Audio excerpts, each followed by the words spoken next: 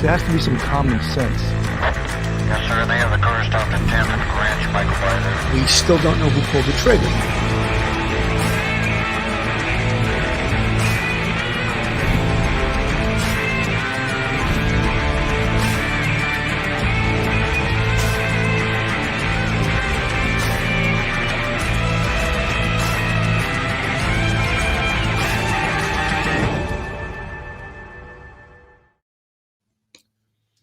Hello, everyone, and welcome to Police Off the Cuff, Real Crime Stories.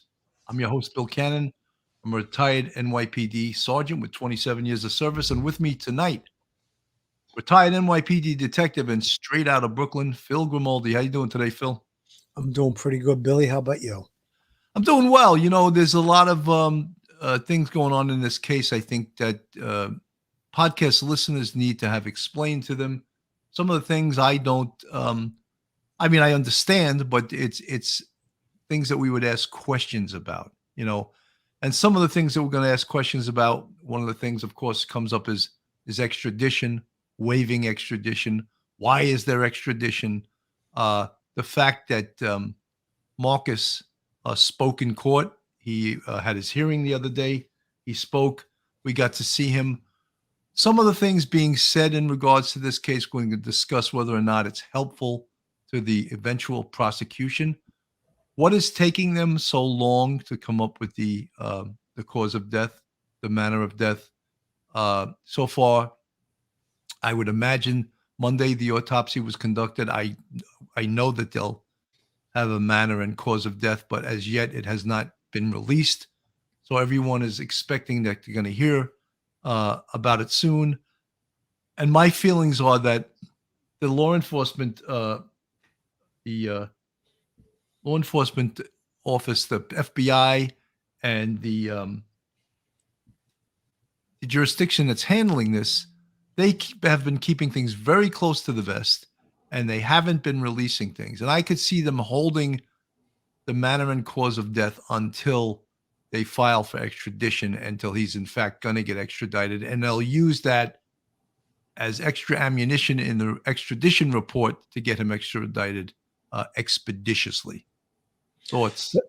Billy, I think that the cause of death is going to be determined, obviously, by the medical examiner's autopsy. The manner of death is clearly going to be a homicide. She didn't die of natural causes. We don't think this was an accident or anything like that. So I think it's clearly going to be a homicide. The fact that the Santa Rosa County Sheriff, Bob Johnson, he made a statement saying that the body was intact when they recovered it in the grave. And he also made remarks that investigators obtained evidence to form a great case against Marcus. Now, I think that that reading between the lines a little bit tells me that the body was intact. It doesn't seem like there was any signs. There was. He also said there was no obvious signs of trauma to the body. So that would mean no obvious signs of blunt force trauma, no signs maybe of bullet wounds or stab wounds. So, we're going in the direction of there's a large majority of domestic violence homicides where strangulation is employed. I think that's where we're going to go with this one. Can't say for sure. Don't know the results of the autopsy. Hasn't been released, but it's just an educated guess based on my prior experience. I'm sure you feel you might be in the same camp from your experience. So we'll have to wait and see exactly. But I think definitely a homicide and possibly a strangulation. Phil, I totally agree with you on both of those fronts. I believe it's going to be ruled a homicide. The cause of death.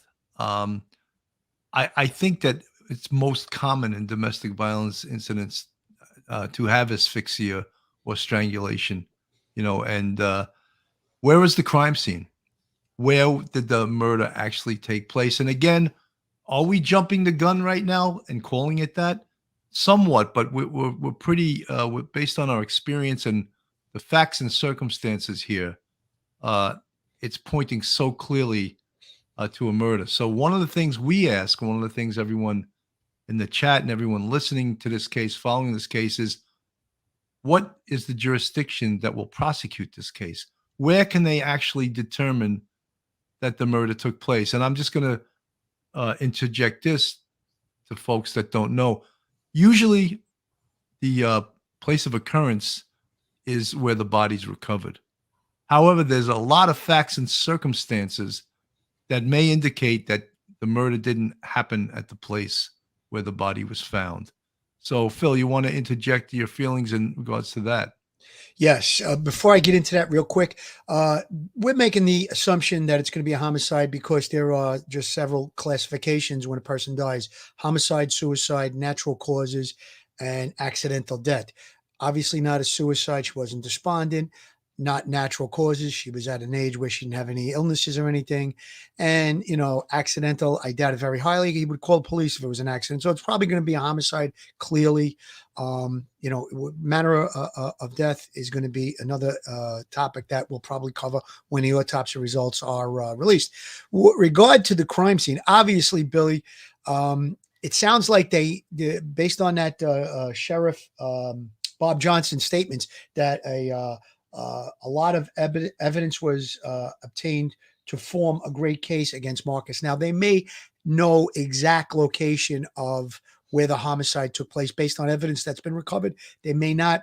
It doesn't seem like, I agree with you on that point, Billy. I don't think the homicide took place in the barn where her body was recovered. I'll agree with you on that.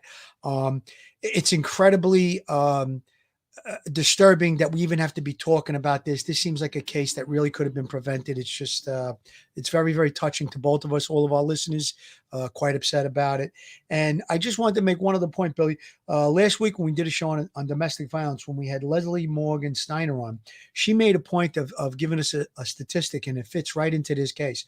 Over 70% of murders regarding to domestic violence happen after the victim has left the relationship.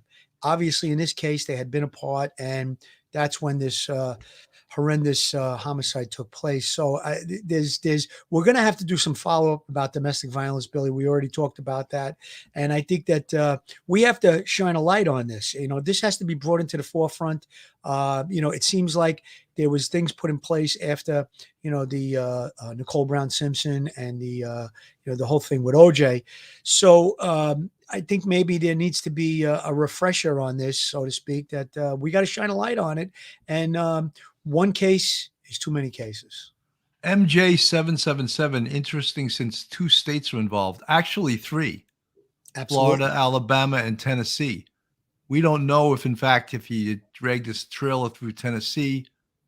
We just know that the body wound up in Alabama. We know it was taken from Florida. She was taken from Florida. Many of you in the chat are saying, oh, it's easy. The murder took place in the trailer. Very, very possible. But the trailer was mobile. Just because it took place in the trailer, where was the trailer when, the actual homicide took place? So we really don't know that. Investigators may know, but us right now, we're not having access to the case folder, don't know. It sounds like she would not have voluntarily went with him anywhere. Absolutely. So there's a good possibility that she was forced into the trailer where maybe people couldn't even hear her screams. It was later at night. So that's a good possibility. So where is the crime scene? Who prosecutes this case? Many, many questions. I'm going to play a little bit of Marcus, his arraignment, and then we'll talk about this after I play a little bit of this.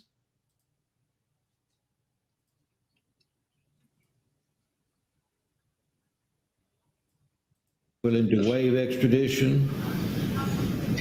Not at this moment. More now on the man at the center of a murder investigation. Marcus Spanevelo not quite ready to leave Tennessee and face some music in Santa Rosa County, Florida. Deputies say he was the last person to see Cassie Carli alive during a custody exchange of their daughter in Navarre Beach. And today in court, Spanevelo getting emotional as he talked about that little girl. Are you willing to waive extradition? Not at this moment. Marcus Spanevelo will spend at least 9 more days in a Tennessee jail. Spanevelo was picked up there on Saturday during a traffic stop. Investigators say he was the last person to see Cassie Carli alive. The two were near this restaurant in Navarre Beach for a custody exchange of their 4-year-old daughter. Carli missing for 6 days until investigators found her body in a shallow grave inside this barn in Springville, Alabama, just northeast of Birmingham. The barn, according to Santa Rosa County Sheriff Bob Johnson, has some connection to Spanevelo. But Johnson says Spanevelo has not been charged directly with Carli's murder yet. I can tell you this, he was totally uncooperative. He never cooperated at all with us. And that goes a long way. I mean, you think about it, it's your baby's mother and she's missing and you're not going to cooperate with authorities. That's kind of telltale. He is facing charges of allegedly tampering with Carli's cell phone and lying to investigators about her disappearance. Spanevelo choking up while in court, explaining to a judge just why he's fighting extradition. I'm just trying to make sure that my daughter is taken care of with the people that I'm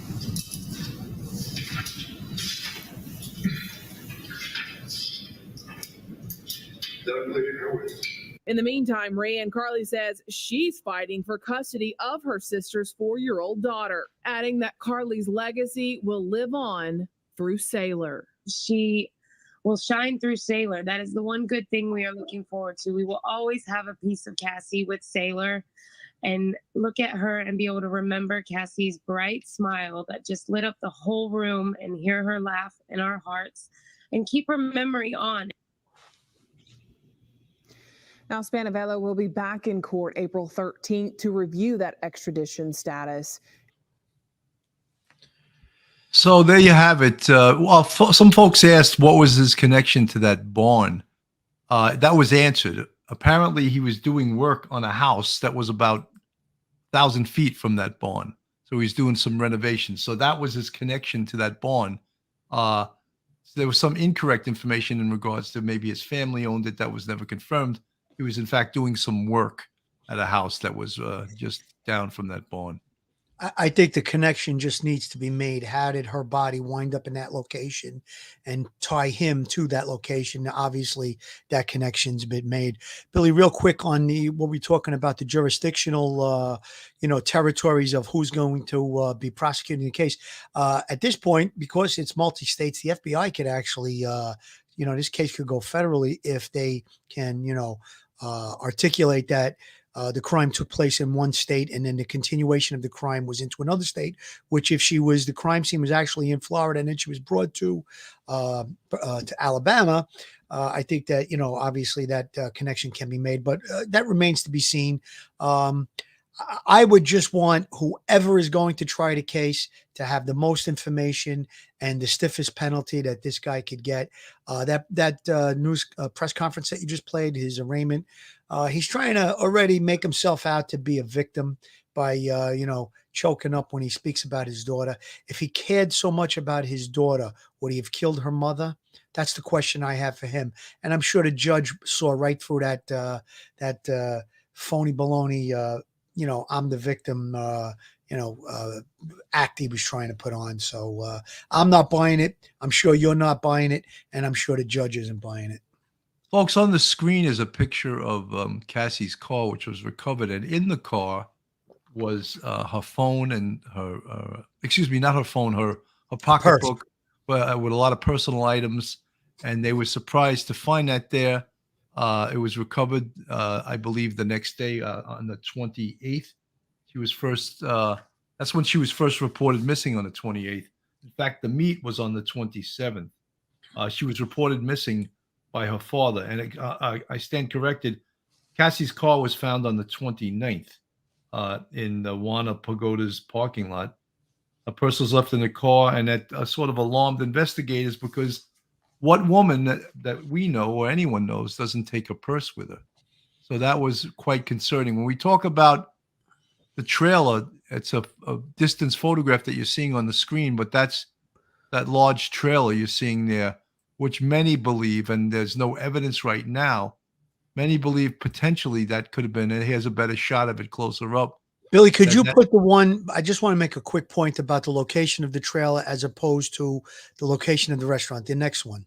Okay. Now the restaurant is in the middle of the photograph. Their green roof there. That's where the restaurant is. Now, if you look at that picture, it doesn't look like a large distance, but it is actually quite a distance away from the restaurant, from the parking lot. There's nothing else in that area. The closest thing would be these homes that are in the front of the picture. So again, if he was doing something nefarious and he wanted to be away from everyone, that picture shows a great spot where, if the sounds could be muffled.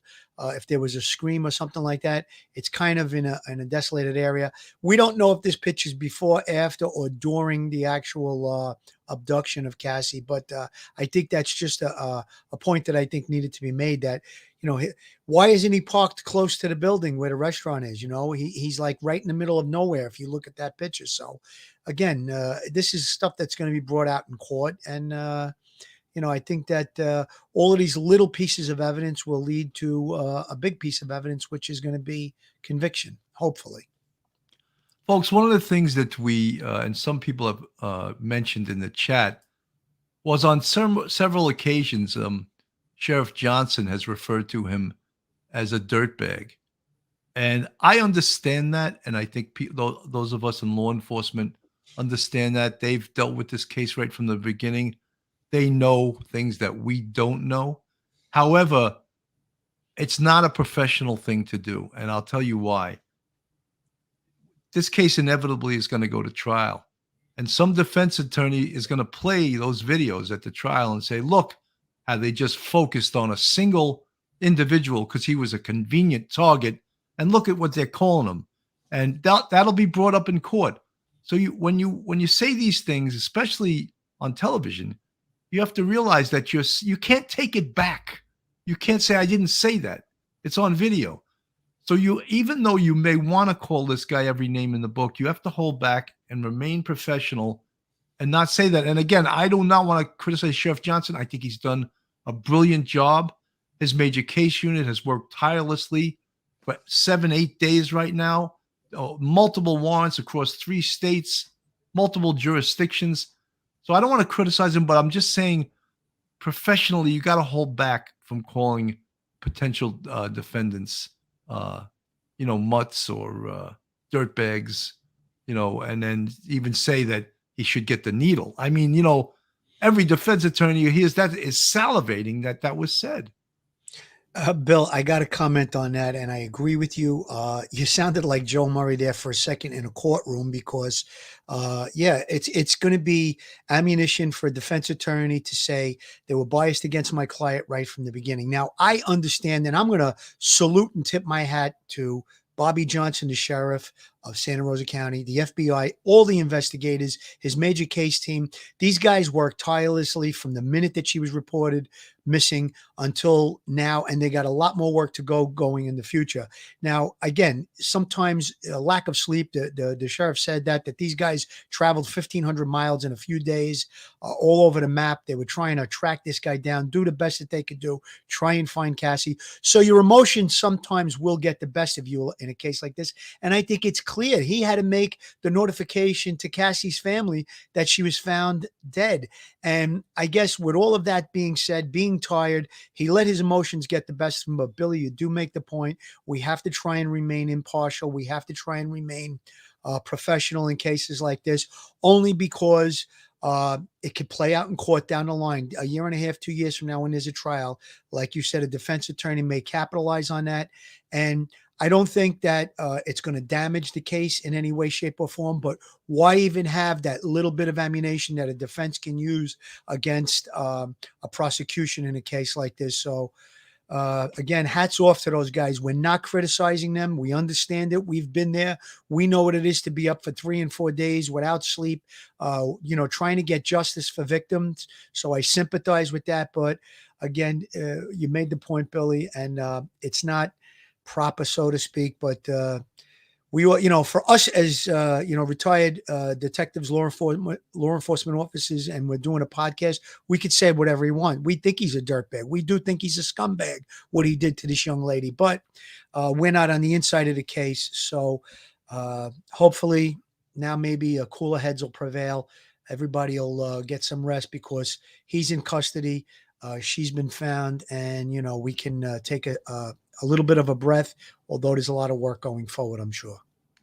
Folks, this is Police Off the Cuff, real crime stories.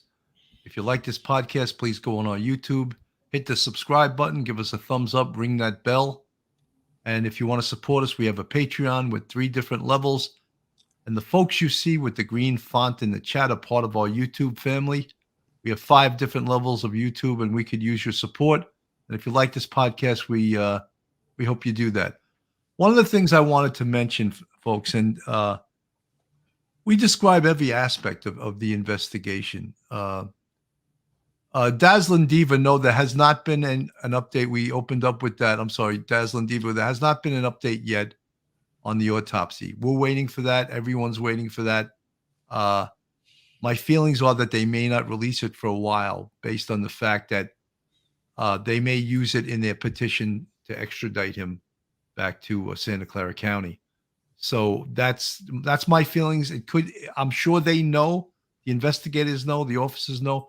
I want to talk about what led them to that barn where they discovered her body. And then once in there, the biggest crime scene that people don't totally understand is the body of the victim. That tells a tale where photographs and other things can't. It tells a tale because we talk about trace evidence and exchange of evidence, evidence transfer. And potentially, if she was strangled, she could have fought for her life and potentially could have DNA under her fingernails. The fact that, the body was, they said it was a shallow grave and apparently very much intact. They could look into the eyes and see something that's known as petechial hemorrhaging. And that is an indicator of asphyxia or strangulation. So, and it's not a slam dunk that, she has petechial hemorrhaging. That means she was strangled. That is one indicator of it, and the body was, for a while. So it would be rigor mortis setting in. There's all kinds of things that indicate how long a person was dead. The first thing that happens when they do discover the body is their crime scene unit comes and they photograph it and they make sure that nothing's moved. They collect all the potential evidence they have. And after that, there's someone else who comes that are known as medical legal investigators, and they work for the medical examiner's office. Very big cities and most jurisdictions have medical legal investigators that work for the medical examiner. However, smaller towns sometimes have coroners that aren't as sophisticated, aren't as well trained, and aren't as credentialed as medical legal investigators. So then the body is processed from a scientific right from the scene. The temperature is taken. Again, photographs are taken, close-up photographs, and they collect whatever they have to collect, but pending autopsy. And they get the body ready when they take it from the scene to be prepared for autopsy. I hope I explained it as good as a non-scientist or a non-crime scene person can. But that's what occurs on the scene. Billy, I just want to expand a little bit on what you said. First off, the location where the body was found. I believe he had been tracked to Alabama previously when they engaged him and they found that he had Sailor with him. So there must have been a connection. And we're going to not even talk about the cell phones because the cell phone technology could have put him at that location. But barring that, if I were an investigator and I knew that he was in that location and he was doing work, I would go there and I would want to search the surrounding area specifically for something like what they found. There was maybe it was a deserted barn, and they went inside. They saw that there was some earth that looked like it had been disturbed, and they discovered her body. Now, like you said, a methodical investigation takes place when you think that there's a dead body in a shallow grave. So like you said, pictures from afar and from up close, and then slowly they would try to, expose the body. And again, examination, pictures would be going forward. And you talked about the petechial hemorrhaging in the eye. There's also something indicative when a person is strangled. There could be hyoid bone that would be fractured. There would be marks around some type of maybe sometimes there's even handprints from strangulation. So things like that might be photographed. And then again, once the body is removed back to the medical examiner's office or the coroner's office. Then they would do the actual scientific examination to see if the, x-rays to see if that hyoid bone is damaged and if there is any marks. There could be touch DNA on the victim's body from the perpetrator. So all of those things will be examined.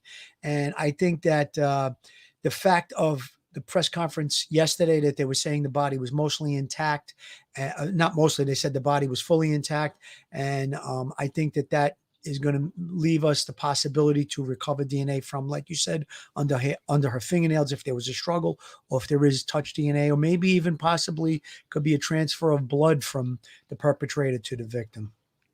Suman Shri, Sergeant Bill, this is Florida, and we like police making a strong stand against bad guys. And be aware that the police is tough. The sheriff represents the state, so he speaks for the rest of us. Suman Shri, I totally agree with you. I'm just telling you from my experience, when you make statements like that, it taints the prosecution. It really does. And they may call the chief in now to testify based on his statements he made. And usually chiefs do not testify and do not like to testify. However, a sharp defense attorney may now say, no, I'm bringing him in because it shows prejudice against my client. And look, the criminal justice, we all want to be on the same page. And if this guy did this, we want to get him convicted. Making statements like that makes it more difficult to get him convicted. Absolutely, Billy. And I agree with that young lady. I think that definitely 100%, we're with the sheriff on that. We understand it. We know where he's coming from, but there's just that little bit of a line that needs to be kept on the other side, so to speak. You got to walk a very, very tight space when you're making public statements about such a serious case. And again, it could be construed as prejudice towards their client, and that may be the defense going down the line, So we're just trying to caution about that. That's our opinion. You get caught up in the moment, and like I said, the emotions take over, and just having to break the news to that family, knowing that there's a 4-year-old girl without a mother, and that beautiful family that doesn't have a sister or daughter, so it's trying. These are the things that us as law enforcement officers, we carry that pain with us throughout our careers, throughout our lives.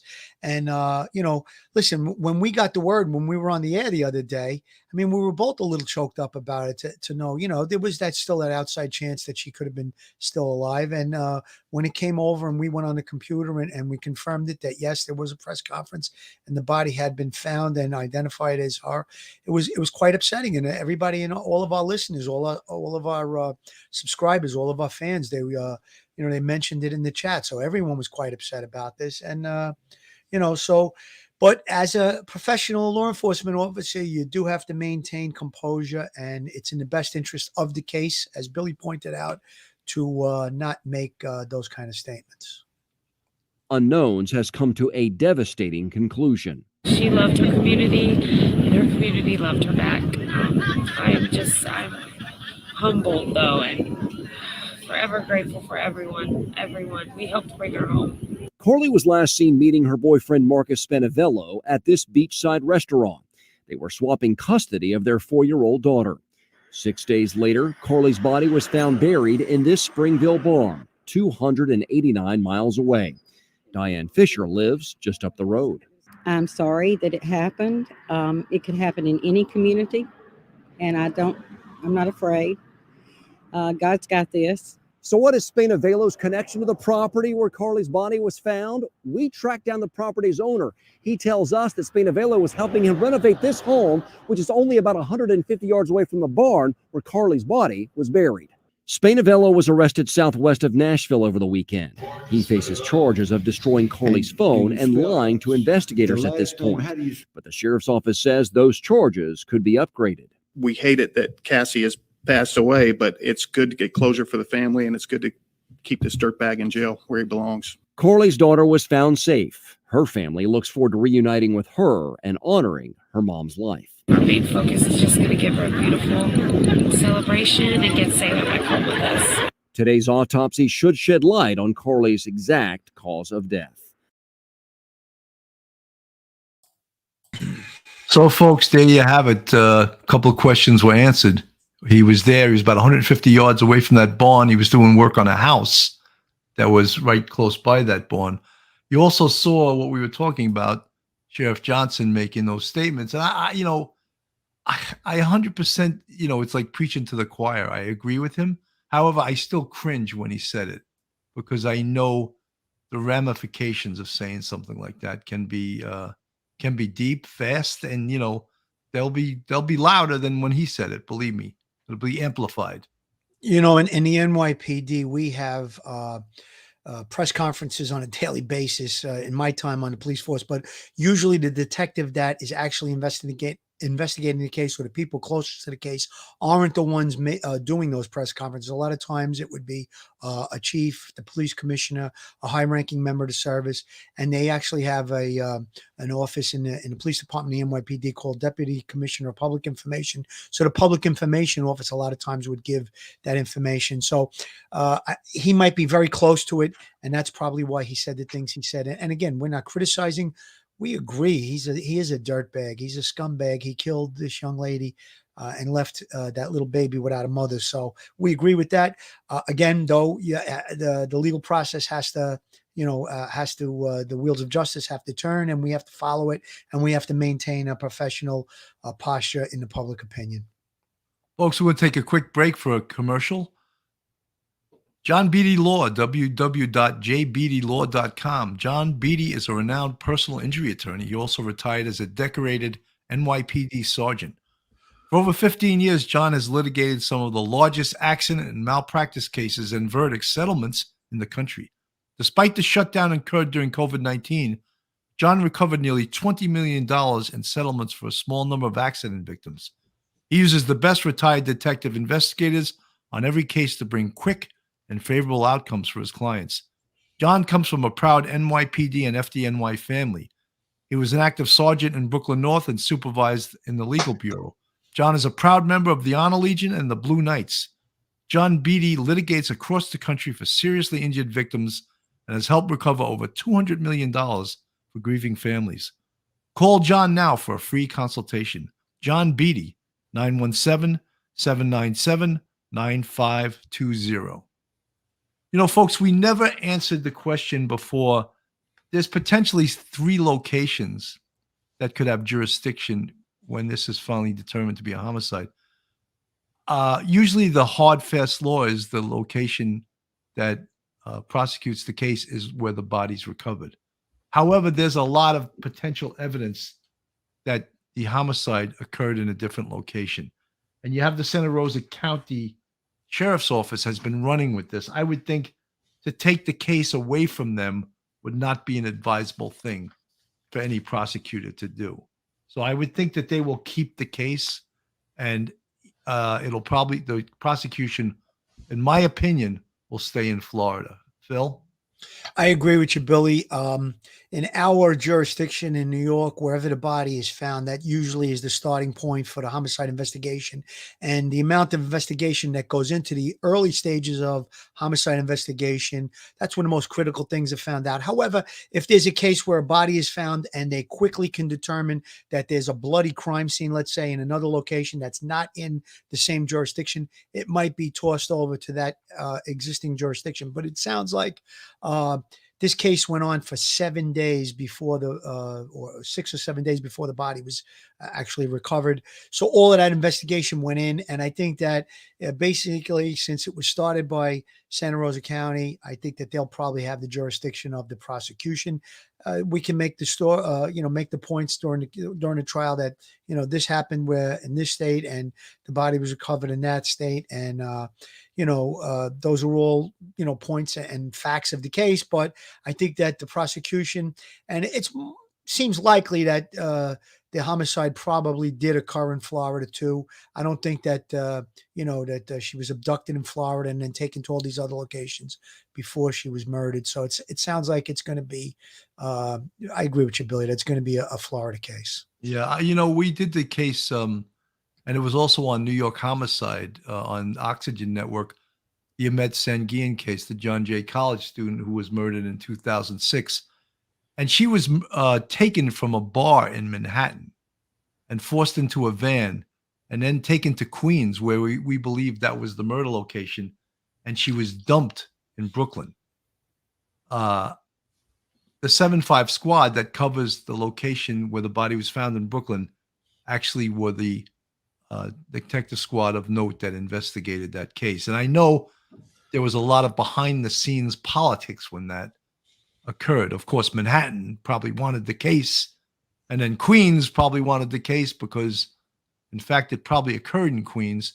So when you put the criminal justice minds together, they come up with the sane reality of who catches the case, and a practical and a good decision was made to who would investigate the case. I think you hit the right point there, Billy. Practical. It's practical because the body was found in the 7-5. The detectives began the investigation. They uncovered all the locations where she had been the night before, and they also uncovered who the perpetrator was, and eventually that the crime scene probably took place in Queens. However, that wasn't in the first hours of the body being found. That was something that happened days down the line. So again, you have to use common sense and practicality here. The investigative team that's right on it and uncovering all the evidence, there's a thing called chain of evidence. If they're recovering the evidence, why would we then start days later to give it to another jurisdiction to, take the lead and take the investigation and then try and prosecute it? It would be very complicated. And you use the right word there. Practicality, common sense is the reason that those decisions are made. Margaret Hearn, I wonder if Cassie and courts knew he was taking sailor and leaving with friends when working. As a mother, I'd be very upset my daughter being left with people I don't know. 100%. That's absolutely a family court thing. And, that's another part of this investigation. Family court has a case on this. I don't know how long. Well, they had to have been together at least, or prior to the 4 years. The child's 4 years old. So I don't know how long the family court case is on this couple, but they obviously had some problems, and there was a child in common. So there's a lot of things from what we're hearing, and again, nothing is confirmed. The family of Cassie is that he wasn't paying his child support payments. So that's a violation of family court law also. And in regards to that, I believe you can be held in contempt of court if you don't do what you agreed to do by the family court. Yeah, Billy, I think that was the sticking point in this whole thing, was that he didn't want to pay the child support. His time had run out. The court ordered him to pay it. I'm not sure, but I believe I read that his license had been suspended or was going to be suspended. I know that that's one of the things that they now attach to child support. If you don't pay, they take away your ability to drive, which could be your ability to work. So it kind of puts a person in a position to make those payments. That goes to the motive of this case. It seemed like he didn't want to make the payments. He didn't want to support his child, that he went to tears about his child, but yet he didn't want to pay for her, for her support. So, that may be the reason, the motive for the murder in this case. And again, I think that news clip that you showed of his arraignment, those crocodile tears, I'm not buying it. He doesn't show me that he's got any kind of remorse. Had he could have, said, I snapped, I did what I did, but here's where she is. And, he wants the best for his child, but he didn't go that route. He's going the no remorse route to me. Complicated in the chat. How does Polk County get away with making his public forum speeches on his arrested perpetrators alleged? You put some of the words in front and behind where they should have been, but I understand what you're trying to say. Well, you want the law enforcement agency that's involved to be doing press conferences to inform the public and other people, because people could worry, what if they didn't know who in fact was a suspect in this case? Is there a crazy murderer out there that's kidnapping women from the beach? So law enforcement needs to allay the fears of the public. How much they give out to the public there's a professionalness to that also. Many times in different police jurisdictions, they'll have a public relations. In the case of New York City, they have a unit called Deputy Commissioner of Public Information. And they give out information to the press that's been cleared by the powers that be to be released. most of the time on the NYPD, a very high-ranking a chief or above, or sometimes a captain, will give the information in a press conference. The public deserves to know. We're a free society. They deserve. But however, how much you release and what you release is a skill to that. Yeah, there's certain things on any investigation, doesn't have to be a homicide, that you're not going to want released to the public. And again, I cited this in previous shows when we had Chief Boyce on last week. We talked about it in the Sanguine case. Actually, it was in the case from out in Howard Beach, Katrina Vetrano, where there were things that only the person who committed the murder could have known. And when they eventually did have a perpetrator and he made statements, he talked about those specific things. That's how they knew they had the right guy. They were very tight-lipped about specifics of what took place during the murder, and only he knew about it. So those are the types of things that law enforcement is not going to be given out to the public. The public has a right to know about things like Billy said, whether or not there's concern to be, alarmed about possible serial killers and all the rest. So that's why there is press conferences and there is releases to the media and, newspapers and whatever it is. So the public has a right to know. It just that the public doesn't have the right to know everything. And in good time, we will find out the cause of death. We will find out exactly what the police know and what they believe transpired down the line at court hearings and then at the trial.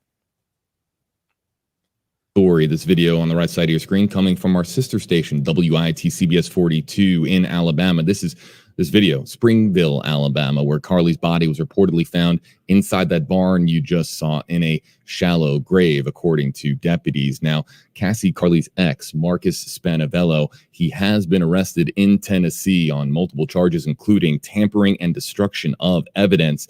But it's important to note he is not charged with Cassi Carli's murder at this time. Charges could be coming in the days or weeks ahead as this now enters a new phase in the investigation. He is now awaiting extradition back to Florida. Meanwhile, in Huntsville, Alabama, the autopsy is being performed on Cassi Carli's remains this Monday, April 4th, 2022. Cassi Carli was found dead less than a week after being reported missing out of Navarre Beach, Florida. That's where she was last seen. She was out to pick up her young 4-year-old daughter in a custody change, picking up her daughter from Spanevelo, who you saw there on our screen earlier. Now, a lot of people have been messaging me asking about when the 4-year-old daughter is going to be reunited with the Carli family. The last that we had heard is that the young 4-year-old daughter is in Tennessee, and she's awaiting being reunited with the Carli family on the Florida Panhandle. We do expect there to be some news at some point soon. The family does at least expect there to be news soon about being reunited with the 4-year-old girl. We do have updates, more updates on this story as well. It's on WFLA.com, the WFLA app, as we continue to follow the very latest on the Cassi Carli. So, folks, a very huge issue for a lot of people is who and when is someone going to get custody of Little Sailor? Everyone is concerned about that. We're all concerned about that. I would hope that it's Cassie's family, because she lived with Cassie and Cassie's dad. So why turn her life upside down and give someone else custody? I would think the court will have some wisdom in this and release custody to Cassie's family. I hope they do. I got to agree with you, Billy. I mean, it's clear to me from seeing multiple interviews with that family. They look like a very nice family, a loving family. I don't think there could be anything better for Little Sailor than to be with the people that were closest to her mom. I don't know what Marcus's family is like, if they were involved in her life. It doesn't seem likely. But like you said, wisdom is probably going to be used in this case by the family court process. And she needs to be close to the people that were closest to her mother. Like you said, she lived with, the grandfather and which was Cassie's father. I believe the mother as well. And it seemed like the sister Rayanne was very, very close with her. There were pictures of Rayon with Cassie and the baby. So they want her back. They want to raise her. They want to love her. And that's just what that child's going to need. Let's face it, that child was presented with tragic events in her life at 4 years old. So I think the court would agree to, to try and keep her as close to where she was, for the last 4 years as possible, and around the same environment that she was around in the, the short 4 years of her little life. So, folks, to recap again, everyone is waiting, of course, for the autopsy results to tell us the cause and the manner of death. That hasn't been released yet. So what we're talking about is we're talking about building a case against the perpetrator in this case. And we obviously know that Marcus Spanevelo is the number one suspect in this case. He's been arrested. However, the charges have not been filed for murder yet. And that could happen as soon as the autopsy results come down. However, my feeling is that since he is fighting extradition, they may hold back the charges and file those charges with the petition to have him extradited back to Florida. That's just my feelings on this. I'm no expert. I'm not a district attorney. I'm not an attorney. But I just think that could be the strategy of law enforcement in regards to this extradition. Sounds logical, Bill. I mean, that's the posture that they've been taking all along. I don't think that they're going to discontinue that at this point. That's a very logical way of thinking. Bill, we're going to take a quick break. We're a commercial break. Yeah. Joe Murray, attorney at law. Have you found yourself in a jam? Are you in need of legal counsel in the New York area? Do you need a victim's advocate? Well, Joe Murray is your man. He's not only an experienced trial attorney, he's also a retired 15-year member of the NYPD. He literally knows both sides of the fence. His website is jmurray-law.com. His telephone number is 646-838-1702. 02, or you could email Joe at jmurray-law.com. The best way to hiring the best officers for your competition does. With an extremely limited job candidate pool, law enforcement agencies have to quickly identify and hire qualified police officers before another agency does. That's why nearly 70 U.S. agencies have updated their hiring process to include iDetect, a fast, affordable, non-invasive, unbiased, and automated lie detector. It accurately identifies lies by watching the eyes. iDetect also helps solve crimes. Converus CEO Todd Mickelson spoke with us about stories how iDetect is changing the way the world detects deception. Remember, the eyes don't lie. Converus.com, 1-801-331-8840. You can email them at info@converus.com. So a lot of things with this case. We're talking about the evidence. What is pointing all the evidence to Marcus Spanevelo? They obviously have a history of potential domestic violence. The family knew lots about a lot of threats against Cassie. In fact, the brother spoke about how Marcus had threatened her with a gun or pointed a gun at her. All of these things, when we talk about domestic violence, they can't be kept, private. They have to be reported to the police. I mean, we can't stress enough. Look at what happened in this case. Look what happens in a lot of domestic violence cases. You cannot ignore this stuff. It's just, it leads to a murder. And that's what happened in this case. Billy, I'm just going to refer back to the show we did last week or so when we had on Leslie Morgensteiner and Dr. Debbie Goodman. There's a statistic that they cited in that show, and you guys can go back and check it out. 500 women are killed yearly in domestic violence cases. And as I said before, over 70% of those murders happen after the victim has left the abuser, the domestic violence abuser. So those are big numbers. It's scary. Shining a light on this could not be more important. I think this is a story that has to be told. And, I think that the family has already started a Cassi Carli Foundation that they want to address and spotlight and highlight victims of domestic violence, whether they be male or female. And we can't let this young lady die in vain. There has to be something good that comes out of this horrible situation. And hopefully talking about it, getting the word out, and letting people know. One of the things that Leslie Morgan Steiner noted was that there was safety nets in place. She was afraid to leave the horribly violent relationship that she was in. But when she did decide to leave on the coaxing of two police officers, there was people that were willing to help her. She cited about a locksmith who couldn't come for a week when she wanted to change the locks on her apartment or wherever it was she was staying.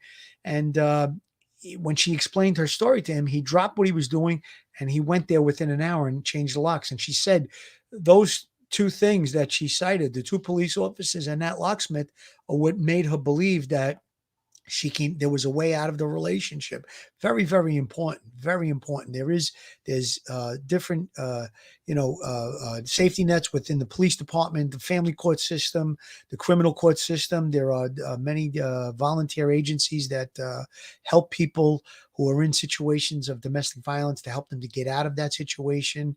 Unfortunately, in this case, and it's very hurtful that it didn't work out for Cassie. But if you're in a violent relationship, we said it in the last couple of shows: don't walk away, run away, and don't look back. Catherine, 1967. You do have lots of females that fake domestic violence. Partly because of that, it takes extra time to investigate the real cases. I have lots of stories that I've seen in shelters. It's such a difficult it's a difficult crime to investigate. Yes, there's false reports of all kinds of crimes. However, we know from doing what we did, being police officers, detectives, sergeants, for all the years we worked for the NYPD, and just reading how many people reach out to us in the chat and how many people are former victims in the chat. And it's heartbreaking to see what some people go through. And that statistic that Phil cited by our two guests last week, that most of the violence or most of the homicides occur after they have left. So they can't even get away from some of these scary people, really scary, these relationships. They can't even get away because that's when most of the murders happen, when they decide to flee a bad relationship and to get the hell away. And it's complicated by many things: finances, children in common, housing. All of those things complicate these cases. It's very easy to say, oh, I would just leave. But I can tell you this: I taught college for 10 and a half years, all inner city kids. And I knew so many of those kids had domestic violence stories. And I told them all the time, no one should be putting their hands on you. If you get hit, you get the hell out of there. And there was almost a different culture, because we spoke about the Ray Rice case. And if you guys aren't familiar with Ray Rice, was an NFL halfback. And there was a highly publicized case where he was at a hotel with his wife, and they're caught on video. He knocks her out. He hits her a shot and knocks her out and just throws her over his shoulder like this was a SOP, standard operating procedure. And when I talked about that case in my classes, the kids were like, oh, what's the big deal? She spit at him. I was like, oh my God. It was almost like, no, that's not okay. And her spitting at him was not okay either. But his reaction to hit it to the point where he knocked her out, and they thought that was okay. I just, I cringed when I saw that. And their reaction to it, saying it's okay, Terrible, Billy. I just want to make a comment about that last comment that you put up with the young lady saying that there are women that will fake domestic violence. Now, a good investigator, if you do your due diligence, I mean, I could cite a story. When I was in the 60 precinct in Coney Island, I got a report across my desk one day where it was a domestic violence case, and the woman had claimed that she had an argument with her boyfriend and that he dragged her with a car for 2 blocks, and that she refused medical attention. So right away, that was a red flag. The minute I called her up, I got her to admit that she wasn't dragged for 2 blocks. I mean, if she was dragged by a car for 2 blocks, she'd have broken legs. She would have been removed by an ambulance. It turns out that she had a ripped stocking or something. And, but a good investigator is going to see for those type of things. They do happen occasionally. They're not the the large percentage of domestic violence cases, something like that happens here and there. And if a person is using the criminal justice system to exact revenge on a boyfriend or a girlfriend or whatever it is, a domestic partner, that's not the right thing. But a good investigator is going to figure that out quite quickly, as I did. So do your due diligence. And just because there are some of people that would do something like that, which is a dastardly thing to do, because as that woman stated, it takes investigators away from maybe investigating a real case. It's not something that we should say, well, let's just forget about all domestic violence cases. Of course not. We have to shine the spotlight on this. As I said, 500 women killed annually in the United States in domestic violence. So if we have to, do a little due diligence and find out who's giving us a story and deal with it, we'll do that. But we have to shine a spotlight on this. And again, like you said, Billy, we said it in the last couple of shows. One of our people in the chat said that her father told her, if anyone ever presents you in a relationship with violence, walk away. I say don't walk, run, and don't look back. Get away from that person. You're not going to save them. They're going to just harm you. Folks, I wanted to talk about, and we've spoken about this numerous times, about how many times a phone comes into play in homicide investigations, domestic violence, all kinds of investigations. And in this text message, and we talk about really strong evidence, here's a text message that was supposedly sent by Cassie to her father. And I'll just read a little bit of it. I'm sorry, Carl was acting up and I broke my phone. Marcus is working on it. I will stay at his place tonight. He's paying me money to do some stuff around his house. Right away, the family read these texts and knew that this text didn't come from her. That's not the way she writes. I think that they also knew that she would never stay at his house. So it was clear that he sent this. Follow-up text is, no, the screen is jumping all over the place. Let me see if he can get this fixed and I'll call you. Why wouldn't she call him using his phone? I asked immediately. Right away, that this is like some devious mind trying to cover their tracks. Here was another thing. Sailor is with me. She wanted to be dropped off in the middle of nowhere and destined with Sailor. I told her I wouldn't let Sailor go like that, to give me an address and I take them to it. Yeah, cops already called me and might call again for more questions. If they do, apparently everybody will be asking me that. So I'll just copy and paste what I told your father. I mean, just not even believable that, so completely weak, completely. He's trying to cover his tracks while this is going on, while live, he's trying to cover his tracks, and he's thinking of how to throw off the investigators while this is a live investigation. He obviously didn't think it through. He was going to send the investigators into Destin to look for Cassie. And again, it's self-serving statement. I have Sailor, but she wanted to go there, and completely out of character for her. She had told her family she was going out of the house and would be back shortly. She was just going to pick up her daughter. There was no talk of going to visit anyone in Destin or any place like that. And so again, another tactic that he tried to employ to throw investigators off. And like you said, Billy, it's a cover his own butt statement and in that text message. And he's just trying to give himself some type of an alibi or an explanation as to what happened to her. I think it all fell apart, obviously. And we talked about how these abusers, they get blinders on, they get tunnel vision, that they don't want to they don't want to end the relationship, or they want to hurt the other person, and they just don't see anything else but that. And that seems like what happened in this case. Yeah, it's very sad. This whole situation is very sad, and we just want to let everyone know that's watching this, listening to this, that there are real victims behind this. Cassie, of course, has a young 4-year-old daughter named Sailor, her sister and her brother, loving family, all kinds of friends. She apparently was getting her life together, or was living a great life. She was the happiest she had ever been, and this is what occurs. And we, sometimes when we follow these real crime stories, we forget that with real crime, there are real victims and real people that love the people that were the victims of these real crimes, as we say. And Bill and I on the NYPD, we used to deal with these real victims and these real situations and live these cases. And we understand the police from this Santa Rosa County Sheriff's Office have been living with this since the 27th, and we can't praise them enough. They've done an outstanding job. They, again, according to Sheriff Johnson, no one slept in over a week. They've taken this case through 3 different states. They've served search warrants on cars, telephones, houses, barns, you name it. And I know, folks, when you can't really appreciate what that means, it's not like TV. You say, "Oh, give me a warrant," and they just hand it to you. Someone has to go to court and swear that warrant in front of a judge, and then a judge has to sign off on it or not.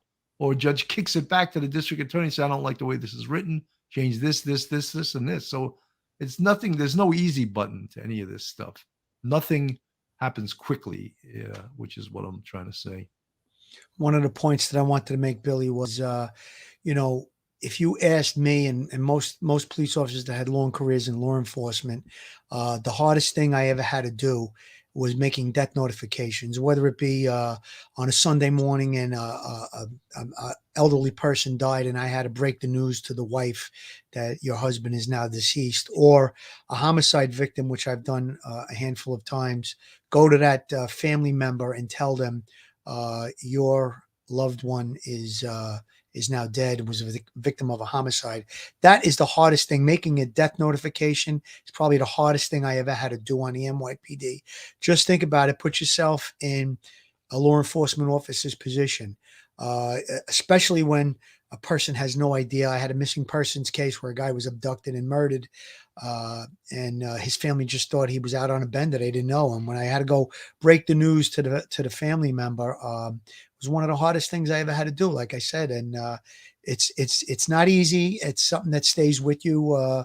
You'll remember it for the rest of your life because you're rocking that person's world. You're destroying that person's world when you're giving them that news. And who wants to be the bearer of bad news, So that's one of the hardest things I would say most law enforcement officers ever have to do. There's a lot of hard things, don't get me wrong, when you're in gun battles and all the rest of it.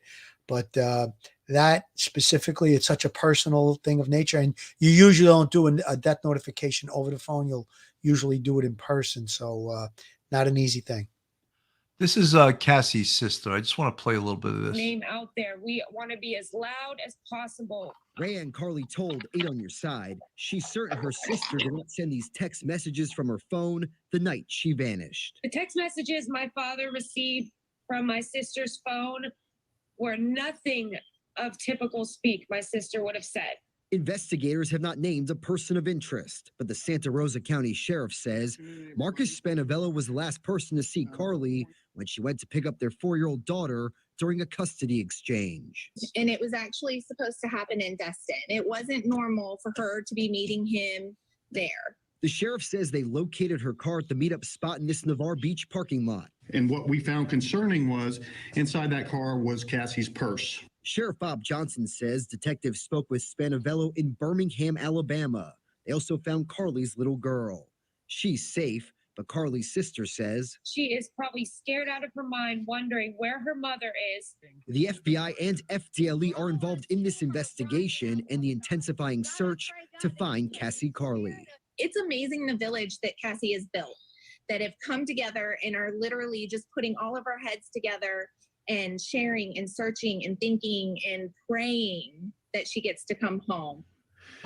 Well, Justin, investigators did an interview with the father of Cassie's daughter. What did they learn from that? Well, Keith, the sheriff did not share details, but he did say detectives want to speak with him again. At this point, he has not been charged with the crime. So that was early on in the investigation, but it just shows you, right, while this whole investigation was live, there were lots of red flags. They followed up on all of them. And folks, we're going to stay with this case, obviously, when it breaks, when they give the autopsy results, the manner and the cause of death. We'll come up live on that. But as of now, they haven't come back with that. And as we were saying, it might be a strategy thing that they're not going to release it until they file the extradition papers. That's a distinct possibility. Folks, again, if you're not subscribed to us, please go on our YouTube, hit the subscribe button, give us a thumbs up, ring that bell. Guys, I want to thank everyone for listening today. And on behalf of myself and Phil Grimaldi, we're going to follow this case right to when it goes, someone gets arrested, and we're pretty sure we know who that's going to be. Phil, last words? Last words. I mentioned the Cassi Carli Foundation that her sister Rayanne is going to start, and it's going to be targeted to domestic violence victims. Also, there's a GoFundMe page that you can find. I made a small donation last night. I guess it could go towards Little Sailors, to help Sailor and to help maybe with the funeral costs and stuff like that. So again, this is a very, very sad case. As Billy said, we're going to stay on it, and we're going to hope to maybe do some more domestic violence, a show on domestic violence. We need to shine a big spotlight on this.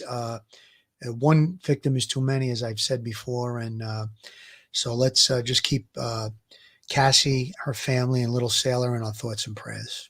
Folks, have a safe night. Thanks so much for listening. Stay safe, everyone. One episode just ain't enough.